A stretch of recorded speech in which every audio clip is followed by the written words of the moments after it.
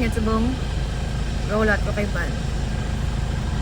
Ano na subong dress hunting. For first ang kantuan is sa balay na mama. Kaya balik ko may dress siya. Tawad ako nga may magandang dress. Wala, di mapagkit, di mapapiyat. Ang itata kayo sa pasastan. Hello! Sunod na!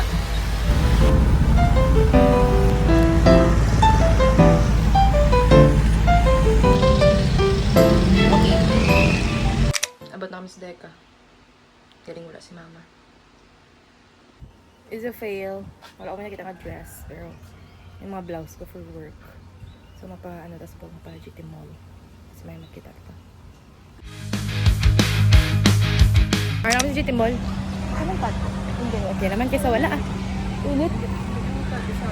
Hindi ko pati si makabila. Okay man Okay. Okay na na. Dapat okay gid. Dapat mo na. Mga ano sa bangon. Amo ni first stop ta.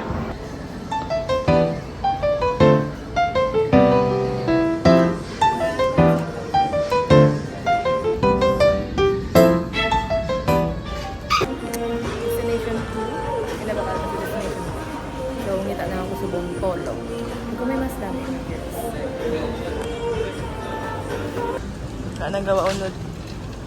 Mamahaw na lang kami. Alright, subong ako drinks. Na sugar cane kita subong for our drinks.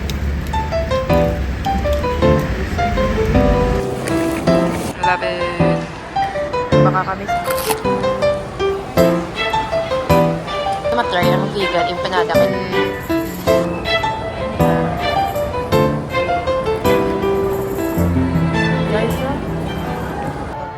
It's raining. So kadto kay manang so dulong tas ang pagkaon sa likod na butang. Gabi.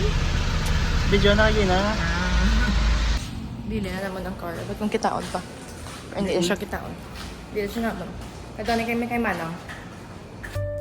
Ako pero ano nga floors niya. Bilin ko to sa lakyan tapos gaton karon. As pili o namon nga mag-walking papuli kaysa man yung sugaton pa sa karon alas 10. Ma-on kita sa Strava. Strava lang ta kung bilang km. So, na kami sa Caro Plaza. It's 1.1 km. So, currently, na kami sa village. 195 na. 2.6 ay 2.06.